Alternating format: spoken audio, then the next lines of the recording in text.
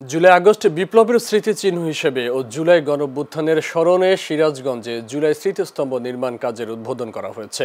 বুধবার সকালে সিরাজগঞ্জ বাজার স্টেশন মুক্তির সোপান চত্বরে জুলাই স্মৃতিস্তম্ভ নির্মাণ কাজের উদ্বোধন করেন জেলা প্রশাসক মোহাম্মদ নজরুল ইসলাম। জেলা প্রশাসক মোহাম্মদ নজরুল ইসলাম বলেন, জুলাই আন্দোলনে বীর শহীদদের স্মরণে এই স্মৃতিস্তম্ভ নির্মাণ করা হচ্ছে। এটা সারা বাংলাদেশের ৬৪ জেলাতেই নির্মিত হবে। আশা করেন তিনি, আগামী ৫ই আগস্টে এই স্মৃতিস্তম্ভ শহীদদের স্মরণে ফুল দিয়ে শ্রদ্ধা জ্ঞাপন করা হবে।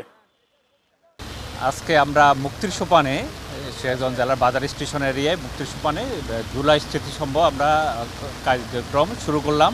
এটা সারা বাংলাদেশে ৬৪ জেলায় স্থাপিত হবে এবং ৫ই আগস্টে আমরা এটা এখানে ফুল দিয়ে শহীদদের উদ্দেশ্যে শ্রদ্ধা নিবেদন করবো ইনশাআল্লাহ।